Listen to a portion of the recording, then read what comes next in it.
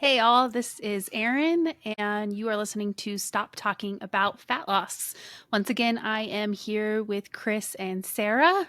What's up? Hi. Today, we want to talk about quote unquote, it depends answers to commonly asked fitness, wellness, fat loss questions that people tend to think that the answer is black or white, but we are, like last episode, going to break open the gray area. So, for example, like, why can't I lose body fat? Or how long will it take me to achieve X goal? We're going to take a deep dive into those commonly asked questions. I don't know about you guys, but I spend all day on the internet kind of fielding these responses, and I can only do my best to kind of help people understand. And I think deep diving into this is really important because I always kind of feel bad when somebody asks me a question. Like, I had a lady recently in my DMs, and she just started tracking macros, and she wanted to know how long her current deficit would take to get her to her goal. And she also wanted to know how long she needed to be at her caloric window, which we talked about it, and we gave her a starting goal of 1900 calories. She was wondering how long before she had to drop or raise it. And at that point, I just said to her, well, unfortunately, I don't really know without having a more solid look at your biofeedback, your current lifestyle, your body composition, how long you've been dieting prior to this current attempt, those kinds of things. So what are some common questions that you get, and how do you field them with individuals that kind of are in that stuck in the, like, I want to get to my goal in 6 weeks, is this accomplishable? Where do we start? You That just was gotta my pick fault. one. Yeah, Uh, it's a tough one, I know. It's so hard. I'll start with a movement piece. I think because I get movement questions a lot. I am a local cardio instructor here in Flagstaff. So a lot of people look at me, look at what I do, and understand that I'm a health and wellness coach. And they'll come up and be like, okay, well, what kind of workout program do I need to be able to lose weight? I want to lose, X amount of pounds. How should I move? I'm taking, and you guys, people in Flagstaff are some of the fittest, unfit people in the world. They do everything. Like, they're out here doing bar, they're doing yoga, they go to Orange Theory 4 times, and then they see me at Cycle Bar. And so a lot of the time when I ask them, they're like, do I need to work out more? Should I come out to more classes? How many times should I cycle a week? And I'm like, honestly, I don't know. It depends, because cardio is definitely one of those things where people feel like it's essential for their fat loss, when really cardiovascular classes are really not only helpful, they help you burn some fat, but they're mostly helpful for your cardiovascular performance. So I can give you answers based on how to improve your cardiovascular performance if you are somebody who suffers with something like, blood pressure, high cholesterol, just trying to figure out how to get your ticker working normally. Then I will have a couple of answers for you. But if your goal is weight loss, 9 times out of 10, I'm probably going to tell you to stop taking as many classes, start to lift weights a little bit more, and maybe walk more. But again, each person is very different, because while they're working out a bunch, and somebody could be taking the exact same amount of Orange Theory classes, cycle bar classes, whatever. I'm talking about things that are in my area, but they're pretty much generally across the country. But whatever classes you're taking, they could be giving people very different results, even though they're taking the same exact classes, because person A has a sedentary job and person B has an active job where they're on their feet. And so the answers are already very, very different for those two people, even though they're working out the same exact amount during the week. So that's one. We like, basically, for that answer, if you are somebody who's working out a lot, don't understand why you're not losing weight, we would need to, as coaches, go in to figure out how much you're eating to be able to match that um, that movement. And if possibly we can start to be a little bit more intentional with our movement, less cardio classes, more strength training, and more low impact movement, like spending more time on your feet and walking. So that's kind of just like a big thing for movement. Even just outside of what do I eat to lose weight, it could be, you know, the type of movement that you need to do on a week to week basis could vary very in big amounts. Sorry, my cat just like rubbed against my foot and distracted me. I was like, what is that? It could vary a lot based on your goals and what you're currently doing, what how you're currently working out. Not a fancy answer. I know it's really hard, but I think it's important to talk about it because most people want a blanketed response. And I always feel like when I say it depends or I'm not sure, or let's break this down a little bit further, people assume that I automatically want to sell them something. And while yes, we do sell coaching, what the actual answer is like I got to know your lifestyle. So the nutrition or movement, both of those are always conducive to that as well. I think you mentioned like a sedentary job versus a not sedentary job, but there's other factors too. Like Chris has 2 toddlers at home. That is a factor for how much time it's Absolutely. going to take, because are you going to be able to get to the gym for an hour a day? Like even if you think you can in a perfect world, we all know how toddlers are. Like some days you're going to be not able to get to the gym, or you're going to have to switch that off with your spouse. And what if your spouse works an extra shift? Or is there childcare at your gym? Are your kids good at in childcare, or are they going to scream the whole time and you're just going to be stressed out? Like those are the factors that matter. And that's where I think that this conversation is so important, because I don't have any kids. So like I can pick up and go to the gym whenever the hell I want. And while I do have stressors in my life, I'm not worried about if my 1-year-old is traumatized by me leaving them with the like daycare person, and that's taking over your brain the whole time. So like that conversation has to happen too. Oh, absolutely. Well, and especially like I get some people who say, "Oh yeah, it's really hard for me to get steps. I barely see my family as it is." And I'm like, "Okay, well this is where we talk about can the whole family go with you?" I worked with a couple of people who like, you know, they have little tiny toddlers. And I was like, well, why don't you turn on a little YouTube video that's like, you know, for a kid that's kid friendly, just some and dance around the living room. She's like, I can do that. I'm like, yeah, that's movement. Come on. You know, it's a way for us to kind of find those out of the box solutions that do not come from cookie cutter plans on the internet. You know, fit Susie who is, you know, jumping around with her dumbbells. You're like, I cannot do that with, you know, with my 3-year-old. So we are, you know, dedicated as coaches to figuring out those out of the box solutions, because we know that it's not easy when you're wrestling with all of the 80,000 different factors of your life. I've had a couple parents message me and they're like, ignore Miss Rachel in the back, which is parents will know what Miss Rachel is, but that's a free YouTube channel, which we use all the time. And she gets stuck in my head. Icky, sticky bubble gum stuck in my head at least once a week. But yeah, you can do that and go work out, whether that's in your garage or in the living room. Like you can put headphones in if you don't want to listen to that, have them watch that and get movement in. Or other movement, errands around the house. You haven't been able to vacuum for the past 3 weeks. Maybe it's that. Well, that's movement too. Like, Yeah. it's like you said, thinking outside the box when it comes to kids, or take them with you. It's a pain in the butt some days to get them like dressed and everything to go outside, especially when it's cold out, but take them with you. It usually wears them out and then they're better behaved. I know if it's a rainy day, my toddler is a nightmare, but if we can go outside, like take them for a walk or just go out in the backyard and you're like throwing the ball for your dog while they're running around, like you're getting movement in, they're tiring themselves out, they're going to be better behaved and go to bed easier. It's a win-win all around. You've moved more, you feel better about that. Everyone's been outside, which usually makes everyone feel better. And now your kid's better behaved, so less stress. Right. Yeah.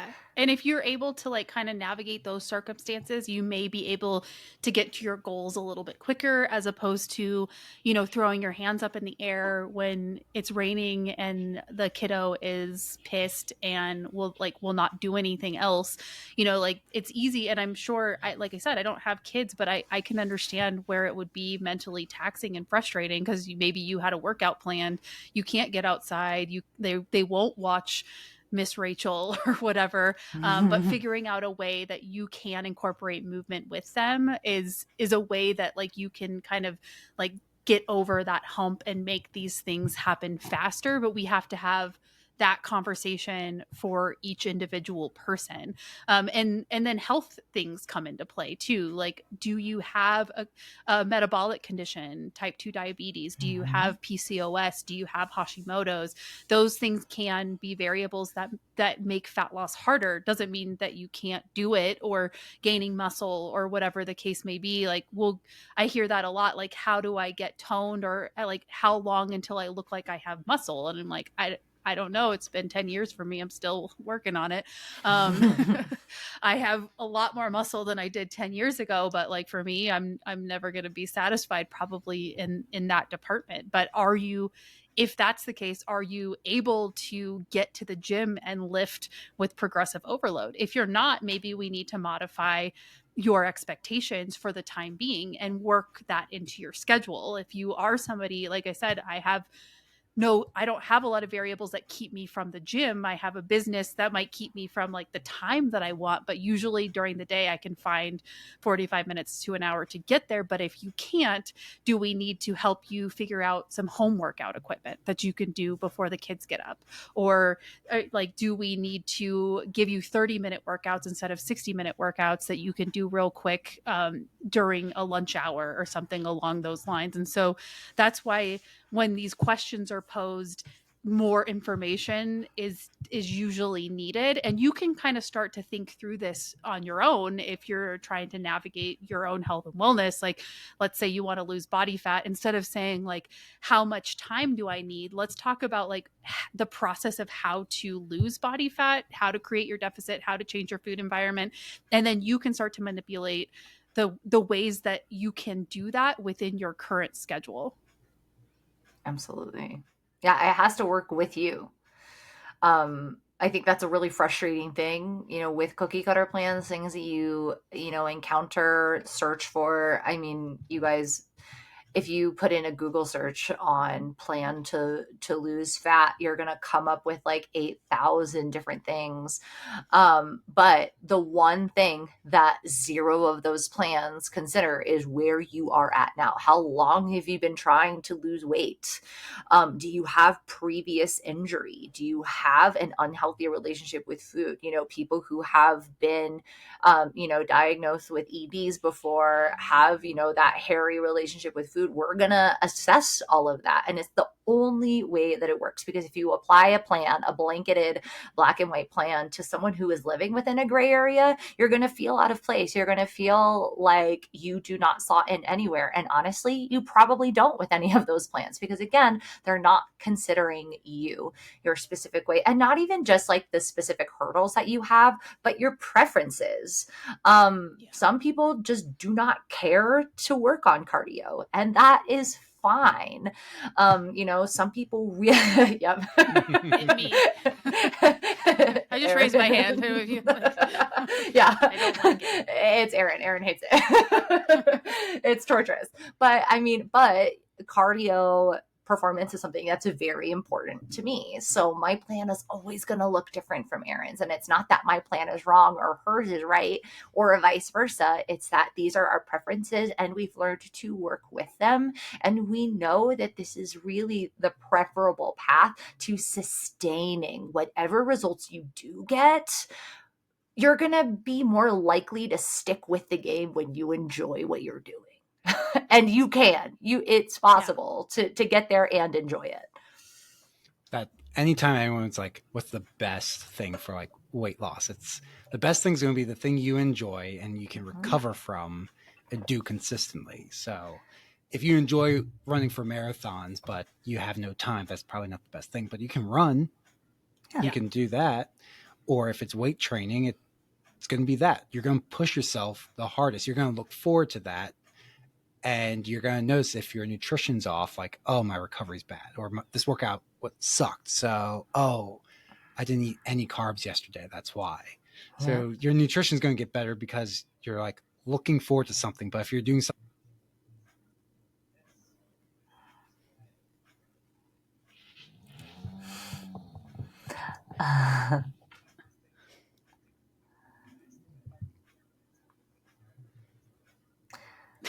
Yeah. I do not recommend fasted cardio, y'all. Well, and you're not gonna stick to it. That's the thing that, like, people, I get that question a lot too. What's the best way to lose weight? What's the best way to gain muscle? What's the best way to do X? And it's like, there isn't one. There's a lot of them. Like, whereas like Sarah doesn't recommend fasted cardio, somebody else might thrive in that. Like, they get up in the morning and they want to go for a run. Or like, I'm not necessarily a big cheerleader for intermittent fasting, but like, if it helps you create your deficit and you feel okay, like it's not doing anything to your hormones and you're able to sustain it, like maybe that's best for you. It doesn't mean that like you have to do it exactly the way that I do it. And I think like what works, quote unquote, is the only thing that works is something that you are going to be able to do more often than you are not going to be able to do it. And you have to learn that. So like when I'm in fat loss, I don't like fasting, but I'll do like one like smaller meal because I like bigger meals. So it's like breakfast or lunch is usually a smaller meal for me, and then I can have the like whatever other meal, and then dinner is usually larger, more calorically dense. And so that's what works for me in a deficit, instead of evening it out throughout the day.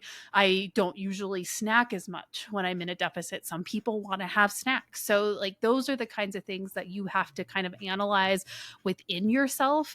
And it's really more about accountability, I think, than anything else when we're talking about our goals. It's like, do I need somebody to hold me accountable? And the answer most of the times is yes. I still like it. I still like having a coach to hold me accountable to things. Like, I have a business coach that I use at the moment, and I think I'm really good at writing. It's something that like I like to do, and it's something that like I've been talented at for a long time. My grandmother used to tell me to like that I should be a writer. And I have a coach that helps me with writing still, because I like the accountability. I like leveling up. I use it as my primary marketing source, but I have figured that out, that I could use it. It doesn't mean that I still don't need accountability to help me to get to where I want to go. All right. Well, it just helps you give those really strong markers. Oh my gosh. Hi, Malik, you can't. My cat is walking past my screen. I'm so sorry. Anyway, it's just going to be, I've lost my train of thought because my cat distracted me. We're talking about accountability. I'm so sorry. Accountability. It's really good to have those markers and just be like, okay, I think I am doing this right. It just, and there's just so much guesswork, right? Like, it could feel good for a while, and then you do it for a while and you're like, is this still okay? Like, it's just a way to glance over your shoulder and be like, yeah, you get your thumbs up from the coach on the sideline. That's literally exactly what we're doing. We're like, yep, keep going. You're doing great. And it's, so many people try to treat like us as coaches as kind of like, what do I want to say? Authority figures, where they're like, the only job of my coach is to tell me how bad I'm doing and everything that I need to fix, where it's really just like, no, I'm here to support you. I'm here to be like, yeah, maybe that wasn't the best decision, but here's how we can, here's how we can come back from that, or here's how we can balance this out. And here's where, where we can improve. And that, even just having somebody to bounce those ideas off of and double check with, it's worth the peace of mind that you get, instead of being like, well, I guess this is what we do. And then until we spin ourselves off into this place, we're like, I don't even know what I'm doing anymore. What am I doing this for? And we can help keep that accountability, that focus towards, your overall health and wellness goals. Yeah, I think a timeline, everybody wants this like long-term timeline, but actually the short-term timelines I think work better. So I usually, when I put somebody into a deficit, I'll say, we're going to do this for 4 weeks. We'll take a break, and 4 weeks could be 6, it could be 2, whatever, depending on the individual. And you can do this for yourself too. Like I this is how I approached my fat loss phase this year. It was in 4 weeks, 4-week blocks. And then I would take a diet break and then another 4-week block. And I had a client reach out to me this morning who she knows she has 2 weeks left in her deficit, and she is pumped. Like she's really excited to stay in it, and she's also really excited to come out of it and have her diet break. But she is super motivated. So if instead of being like, how long will it take for me to lose 50 pounds, like let's start to implement the steps and the foundations to get you to 50 pounds. Let's get, 4 weeks, maybe we lose 4 to 6 pounds. You're super excited. We go to a diet break, which is close to your maintenance, maybe some untracked food, maybe you getting like some restaurant meals, more restaurant meals, stuff like that. You come back refreshed for the additional 4 weeks, another 4 to 6 pounds comes off.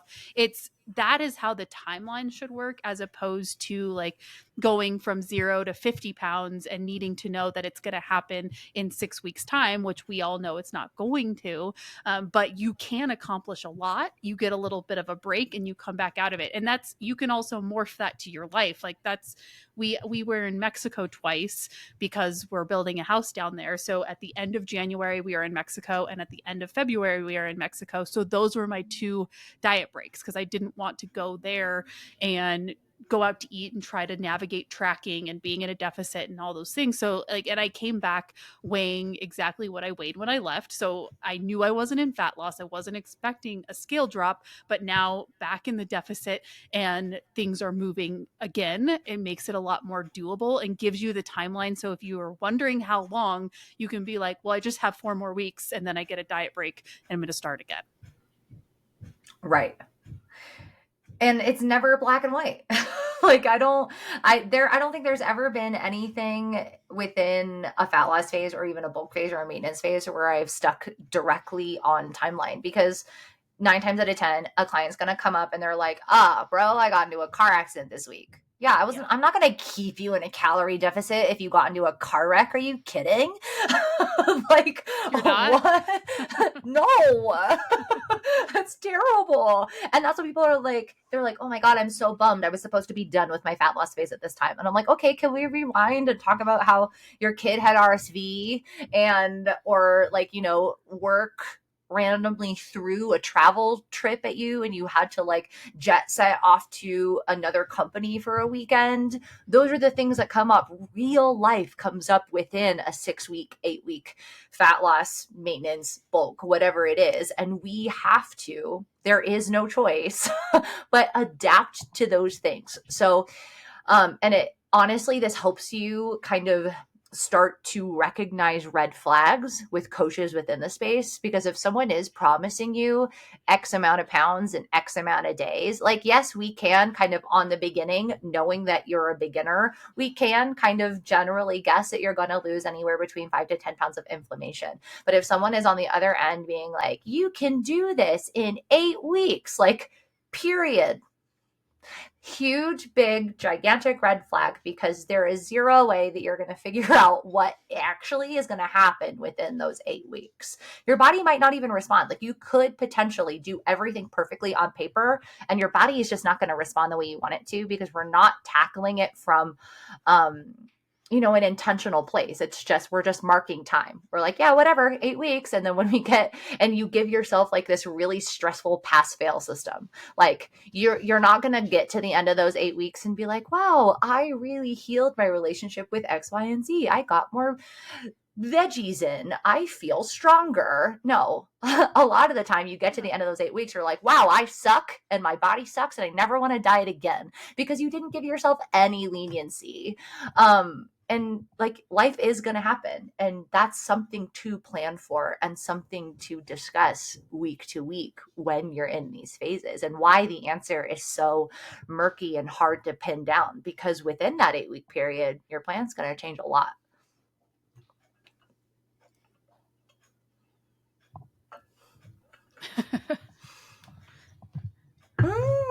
Oh yeah. Mm-hmm.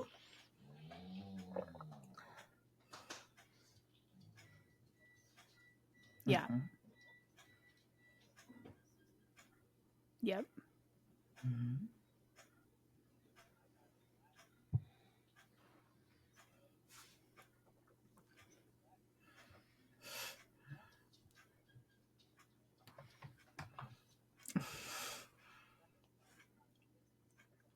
Yeah.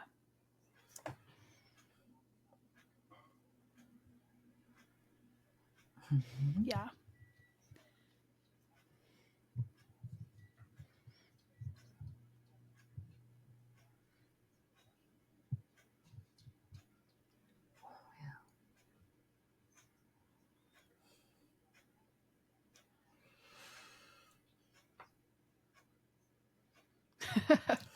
In that case, you're probably already in like badass shape anyway. You're probably doing okay.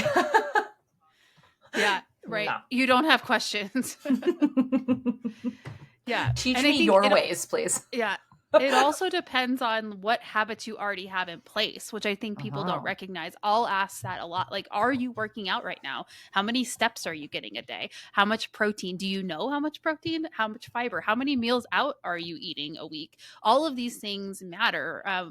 Sarah was my first technical client in the space, and she Mhm. had already been pretty aware of what quote unquote healthy eating was. She also was already working out. So I've had previous people in my ether, clients, people who follow me, whatever, be like, well, I'm just not as far along as Sarah by now. And they didn't start with any sort of gym routine at all. So we started with just walking. They didn't have a lot of muscle already, like Sarah did. They didn't have awareness of what they were eating and needed to just like pretty much get like some direction with food, but not necessarily like re-overhaul the whole structure. At the same time, she also doesn't have kids. There's like a lot of variables there that come into play that are really important to recognize. If you're not working out right now, if you're not building muscle, and if you've dieted for a long time, you might have some like harder metabolic things going on that we need to address first. We need to get you in the gym. We need to get you building muscle. We need to understand like how much protein and fiber and those kinds of things that you're eating first. Maybe you're eating out 7 days a week. We need to make that 3.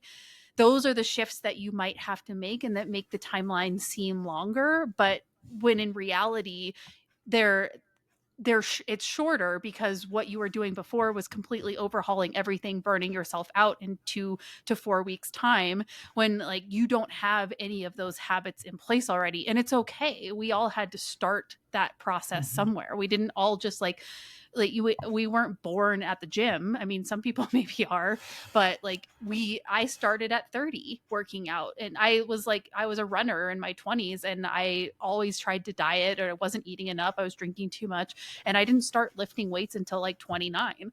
And so for me that was a huge learning curve, and so that might be your learning curve too, is get understanding what habits you need to build in. And you don't need to start with 5 days at the gym. Maybe we just need 1.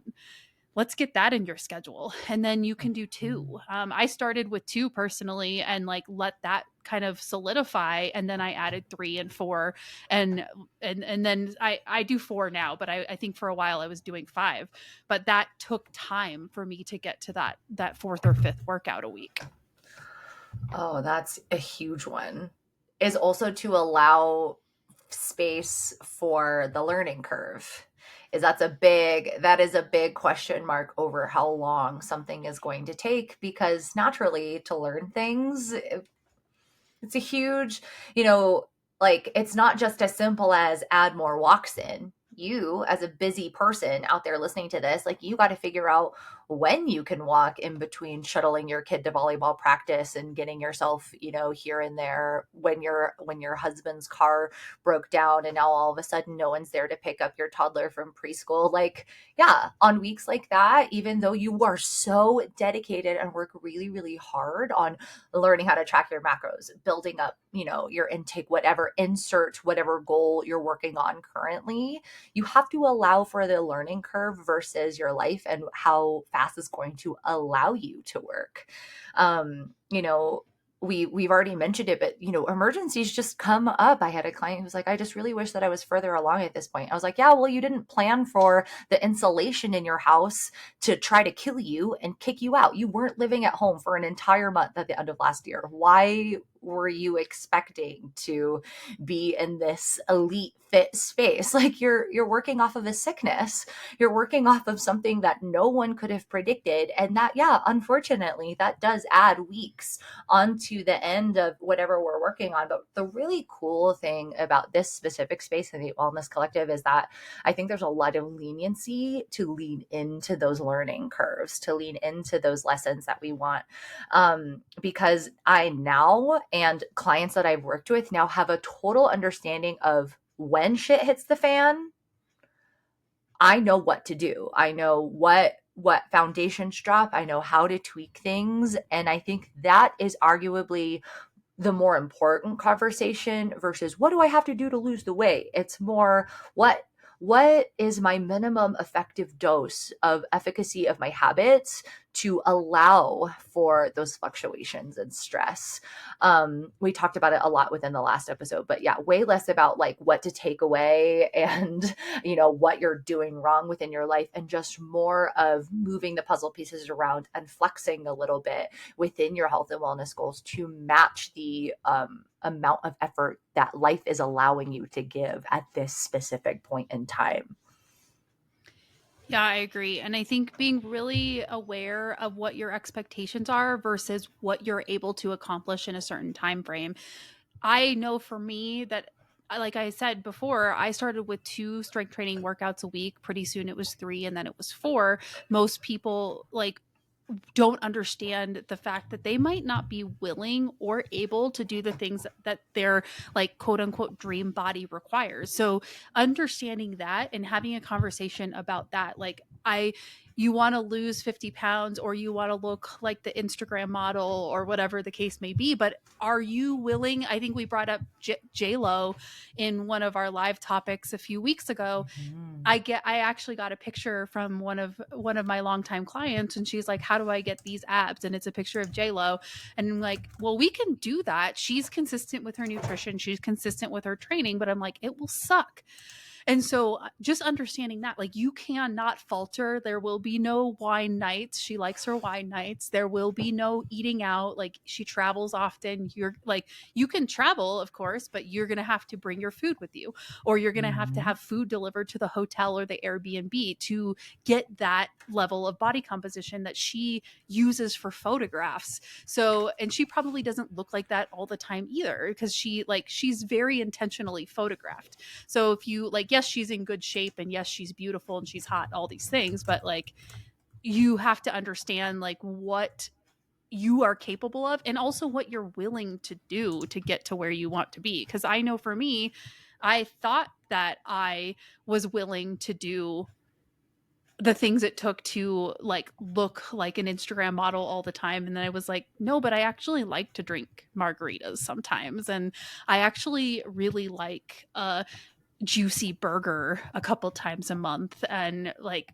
maybe even once a week, for those kinds of things that like leading into my lifestyle. So understanding that too. And it doesn't mean that you can't look fit. I like how I look. I like how I fit in clothes. Do I wish that I had like more visible abs? Sure. But like what it takes to get those more visible abs, I don't want to do it. And it's okay to have that realization. It's okay to have that conversation with yourself too, when you're like, how long will it take to get visible abs? And you're like, well, potentially 12 weeks, but are you willing to do the shitty stuff that it takes to get there? Like, are you willing to eat that diet, that meal plan that's the same food day in, day out? No fluctuation, no accommodation for life. Like, somebody like J-Lo who has millions upon millions of dollars, she has kids, but she has nannies. So they're taking care of the kids. They're not messing up her workout time. Her trainer probably comes to her house. Like, she doesn't have to leave the house. They probably even fly with her to wherever she goes. Like, if you can do that, then that's cool. But I know that that's you're like, that's great. I would love that life, but that's not the lifestyle that like I am able to afford for myself, unfortunately. So, right. Well, I think that brings up a really, really important word, which is investment. Your dream body requires a certain level of investment, whether it's actual money, like, in JLo's case, she has the means to throw whatever investment she wants at looking however she wants. Yeah. Have a personal chef cook and prep all of your meals. Have someone watch your kids, while you are being JLo, walking a red carpet. I don't know. Like, I mean, we're also talking Yeah. about someone who dances for a living. She has a schedule where she is in dance rehearsals for hours upon hours of the day. It is literally her job to look like that. And so she invests a lot of her time, a lot of her money into that. And so there is a certain level of investment that we have to put into achieving our body composition goals. But if we don't have the means money wise, we need to invest in other ways, i.e., hiring a coach who can help take the guesswork out, or invest a lot of your time. I think that is, the work eventually is going to be the same, but you got to figure out what you are willing to invest at this time. Like, a lot of people out there, having a coach is just not on the financial docket for them. And there's nothing wrong with that. I get that. There was a version of me who could not even, make the paychecks meet. So if coaching is just not immediately in a financial realm for you, you got to understand that your time investment towards achieving your goals is longer. That's where the investment comes from. There is no way of really avoiding the investment in your goals. It's just going to come out in one way or another. And what a lot of us are doing is investing in just stressing out about our goals and not actually taking intentional, good, positive action. We're just investing the stress, and we're just stressing about it. And so what we want to do is like really take a good step back, kind of zoom out. Like, we just have so much tunnel vision, which is, I mean, that kind of brings us to why we wanted to name the podcast what it is. We want to stop talking about fat loss. We want to zoom out from this and understand all of the investments and, ways to tackle fat loss there are. And if we take ourselves out of that and understand that there is no one answer to achieving fat loss, and that it is very personal and very in depth, the more successful we are going to be across the board. Yeah, I like that you bring up investment, because I think that's important for people to think about in their life. And I know for me that investing in myself has paid off dividends. Like, that, not even if the investment was a bust. Like, Sarah and I went to this weird conference last summer that was a bunch of people that like essentially felt like we were being indoctrinated into a cult. I thought it was a business coaching conference.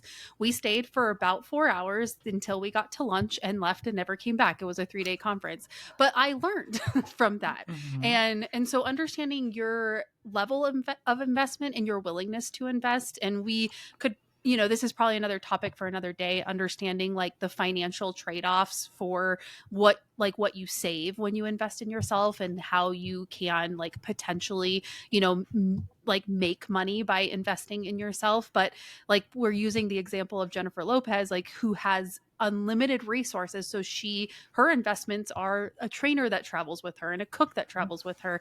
And she probably has multiple of those people, somebody doing her skin and hair care routine, maybe even a spray tan that makes her ab looks better, like those kinds of things, all the way down to like us normal individuals who, like, analyzing what you're able to invest both time and financially is really, really important. You can pay, our programs vary for somebody like able to afford a more done for you one-on-one type situation to a more group coaching, and whatever you're able to invest is going to be the level of like makeup that you have to do, and you just have to kind of be aware of that. If you're doing something that's like a more like the group coaching experience, doesn't mean that you're not going to get really good custom advice, but you're going to have to figure some more things out on your own, so you're going to have to invest more time.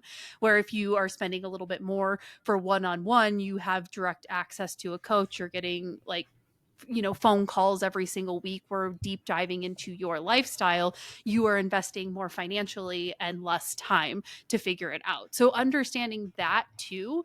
And it, it doesn't really matter where you are at financially or time wise, but like knowing that if you don't have the means financially, or if you don't have the means time wise, that like figure out what works best for you. Like I personally, like I don't have a lot of time. I'm busy. We're doing podcasts, we're making content. I have 30 clients.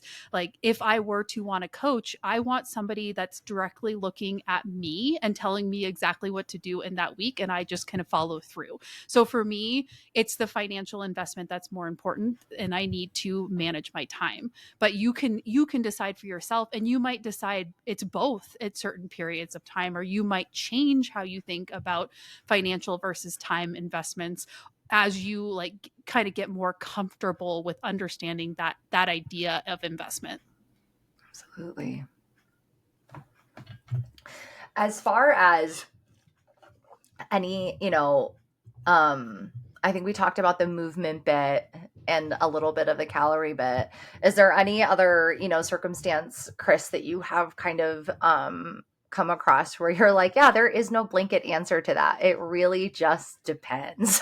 There's so many things. I mean, we've talked up everything. Dude, it's everything. Literally everything in life is, most things are in the gray area, and everything lives on a sliding scale. So I think something that people are going to see quite often right now, and we might have a little bit of Oh no. We lost Chris. Riverside does not like Chris today. Yeah, we're having a hard time keeping Chris on here, so we apologize. Sarah, I was wondering, I think that this is important because when I'm thinking about this, and when you guys are talking, I'm thinking about how people treat other things in life. And let's say you get a job at a big, like huge company, and you start at the lowest level, right? You're just out of college, maybe. You don't go in there asking when you get to become the CEO. They would laugh at you, right? Obviously we're not going to laugh at anybody, and we understand why these comments and these things are coming. But like, what do you guys think? And Chris is back with us now. What do you guys think is the reason why we think that we can change our body compositions or our eating or our lifestyle, and we don't do that like in other phases of life? It's same thing. Like if you have a baby, you like, it's born and you're like, when is this thing going to start walking? We're like, well, best estimate, kids start walking between 12 and 24 months or whatever. I don't know if that's true, but that's what I would guess. But we don't know. Like your kid might start at 9 months and your kid might start at 3 years of age. Like we're not really sure. Why do we think that we are going to get those answers when it comes to our bodies? I know. Well, Chris and I went, I know it's a hard one. This is a hard one because we've been in this space for so long. I'm like, yeah, it's just silly to say it that way. But yeah, people think just like, give me the answer. Okay. Instant results. Like, no. Right. No, you're not a computer. You're not a calculator. 2 + 2 = 4. No, it's like way more complicated than that for results. Yeah. Yeah. Even if you're like, even in business, I was saying, you start at a big company at the lowest level, and you walk into the CEO's office and you're like, when do I get your job? Like, how long? Is it like 6 months from now, 6 weeks? We don't do that. So why? And maybe this is just like a thinking process for everybody, because there obviously really isn't an answer to this, but why do, like, maybe we think we're more in control of our bodies than we actually know. Our bodies are like way more complicated than we give them credit for. Like, could that be part of it? Well, I think a lot of people downplay the difficulty of habits and nutrition because I heard this a long time ago. The two things people think they're experts in and are total amateurs is nutrition and marketing. So true. Everyone thinks they can market themselves. Everyone thinks they know nutrition. And we've had so many clients. I've had clients be like, oh, I eat terrible. And you're like, actually, it's not too bad. And then others like, oh, I eat super healthy. And you're like, we have a lot of work to go. Yes. A lot. The 2 bottles of wine a night is not healthy, girl. So that was me. I've had a client for a long time with that. So people just, because you eat food every single day, we downplay like, oh, I know food because I eat it all the time. So yeah, I got this. Like, yeah, Yeah. can you say what the macros and the calories in the food that you're eating? Yes or no? Like right now, go like estimate. And if you can't, probably don't know as good as you think. Oh, absolutely. I think they also really forget the repetition bit. So, like, yeah, it might feel really good operating right here, right now. And you're like, yeah, I can do this forever. When does it happen? You're like, well, I don't know. Talk to me in 21 days from now. Tell me if you've been as consistent, if you still feel like being as consistent. We like treat our food environment and our movement weekly, daily as like these unique in a box instances where you're like, I'm going to be able to operate at 100%. I know that the night before I'm going to have a perfect night of sleep. I know that my kids are going to be perfect angels and nothing is going to go wrong. Like that's what we're planning for. And what you're not actual, like you're operating off of an ideal and not off of what actually is going to happen. And I think that's why we get so transactional with our effort and the results that we expect, because it's like the day has passed, I have done the thing, which means I deserve X amount of results. And bodies do not respond that way. And life Yeah. is not going to respond that way either. So, it's just an unrealistic, at the end of the day, view of health and wellness as a whole. You're never going to be operating at 100% every single day, no matter how healthy you get. So what we want to do is take yourself out of that transactional mindset and just go, okay, what can we do today? What is the healthiest choice for us today, in this moment, this week, in this moment? And that makes the end timeline very unpredictable, because life is unpredictable. Yeah, I like that you brought up the transactional mindset. I think that's really important for people to address and start to think about within their own behaviors, because our bodies are not, an Amazon situation. We're not trading one thing for another, and that's what I think we assume it's going to be like. So I'm going to trade eating out, fast food for eating healthy for 2 weeks, and I should be like, I should lose 10 pounds. I should start to see muscle and all. It just doesn't work that way. And really anything worth having doesn't work that way. It's not like you're going to be you want to be a doctor and you want to go to like really fast medical school. Like that would make you a really shitty doctor. So like you have to do it the way that like it comes about in your life. And some people can do it faster. If you do it, I think from, starting at a younger age, obviously is one life hack. And that's something I wish I would have had. I didn't have that in my family. So when you think about this process with your kids, is like when you are implementing these things, your kids are watching you do it. They're learning from you. They're seeing you eat healthy and cook at home. They're seeing you work out in your home gym, or maybe you're bringing them to the studio with you or to the gym with you, and that just becomes a part of their lives, which is something that I personally did not have. My family wasn't super healthy. I ate ramen all the time. I like working out was not really a part of what we did, and so I didn't learn that. And so I think that's another like shift to this is understanding what sort of influence you want to be on the people around you, and especially if you have young kids or grandkids or nieces and nephews, they are going to see what you're doing, and when you normalize the healthy behaviors, they also follow suit, so they will never have to go through the process of understanding the transactional mindset or the black and white thinking, or like how long for like until I get to this body composition, because they know that it's just something that's a part of their life, and they don't like, there's no trade for them. It's just like we do healthy things. Yes. Most goals are going to take you way longer than you think. Yeah. Vast majority of people, like the end goal that you're looking for, because it's usually not just lose 10 pounds. It's like lose 10 pounds plus tone up. Mm-hmm. It's like, well, that's probably going to take you more like a year, because if you think weight loss is slow, try building muscle. Because for the vast majority of us, that's the lowest thing in the world. So So if you're like, I just want to put on like, tone up and put on like 10 pounds of muscle. You're like, oh boy. Okay. Are you a teenage boy? Okay. This is going to take a while. Yeah. Right. Okay. How much Are you protein are new? you Yeah. Okay. This eating? might be 2 years.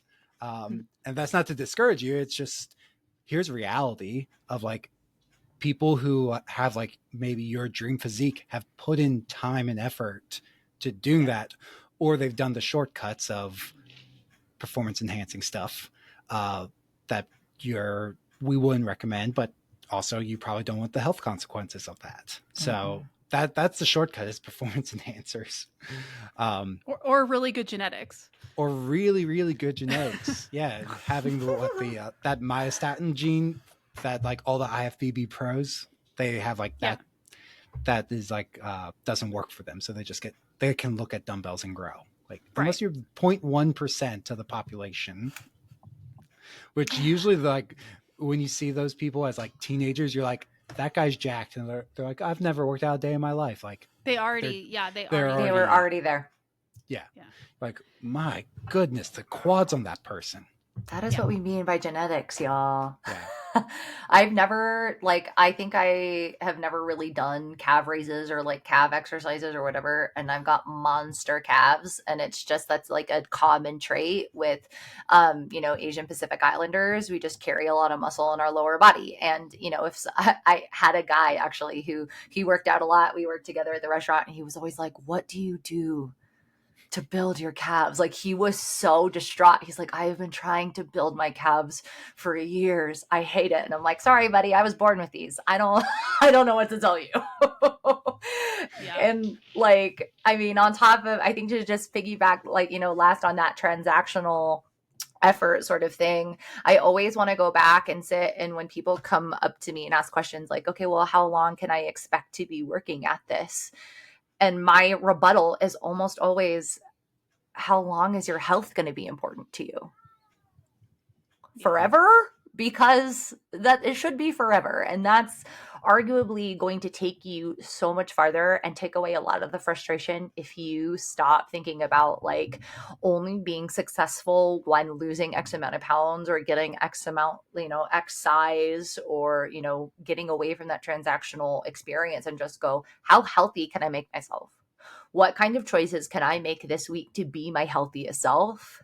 And soon you're going to turn around and be like, oh man, there goes that weight loss marker that I was, so attached to before, because you're just so focused on adding the healthy stuff in and feeling as good as possible and optimizing your life.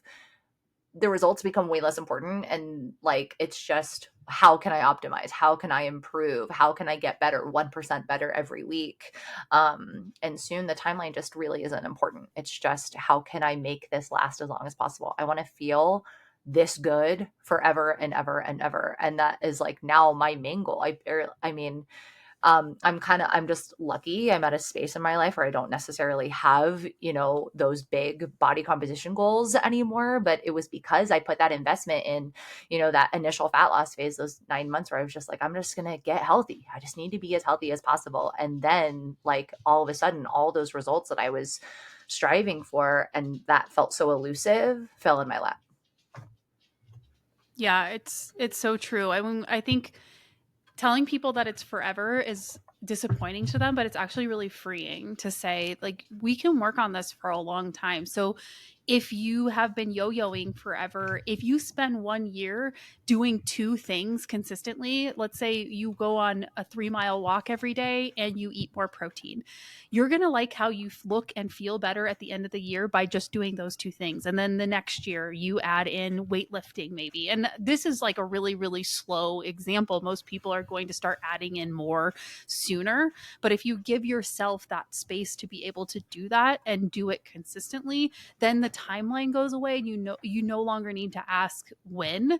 You just are like, okay, so now you'll I know for me, I just feel mentally more ready to do another thing, to add in another like workout. Maybe then we're tracking calories or fiber. Maybe then you enter a strategic fat loss phase because you lost fat just by walking and adding in more protein. Those two things alone can lead to body composition change in a lot of people who are more sedentary and not aware of their intake there, because you're going to be full longer and you're going to be burning more calories. So like we're overthinking it and downplaying super simple things and then attaching a timeline to it that is unrealistic in most cases. And so then we just stop doing it.